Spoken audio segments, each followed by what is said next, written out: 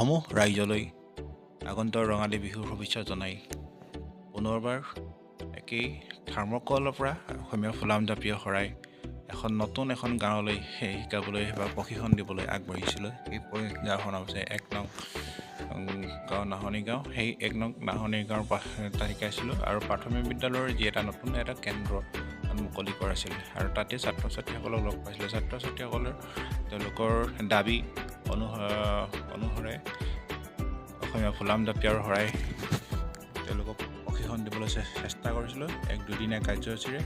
আৰু দেখিছে ছাত্ৰ ছাত্ৰীয়ে কিমান এটা আনন্দ উৎসাহেৰে তেওঁলোকে জাপি শিকিবলৈ পাই মনত আনন্দ মতলীয়া হৈছিলে। আৰু সেই গতিকে যে আমি এই ২ দিনীয়া কাৰ্যসূচীৰে আজি দিনে ৰাতিয়ে তেওঁলোকক প্ৰশিক্ষণ দিবলৈ চেষ্টা কৰিলোঁ। আৰু দেখিছে ইমান কম সময়ত ছাত্ৰ ছাত্ৰীসকলে তেওঁলোকে আনন্দ উৎসাহেৰে কামটো কৰিছে। আৰু যথেষ্ট ছাত্ৰ ছাত্ৰী আছিলে যদিও আমি কম সংখ্যক ছাত্ৰ ছাত্ৰী এটা গ্ৰুপ হিচাপে বান্ধি দিছোঁ। সেই গতিকে আমি কম ছাত্ৰ ছাত্ৰীসকলক লগত লৈ আমি তেওঁলোকক আগবঢ়াই নিছোঁ। এয়া আমি ২য় দিন আজি পেকিং চেকিং কৰিছোঁ। আজি আমাৰ সামৰণি অনুষ্ঠান। সেই গতিকে যদি ক'ৰবাত আপোনালোকৰ যদি ভুল ভ্ৰান্তি হয় আমাক আঙুলিয়াই দেখাই দিব বুলি আশা থাকিল। আৰু লগতে অদূৰ ভৱিষ্যতে যাতে নতুন প্ৰজন্মক যাতে আমি আগবঢ়াই নিয়াৰ সাহস যোগাবলৈ আমি আশাবাদী। ধন্যবাদ।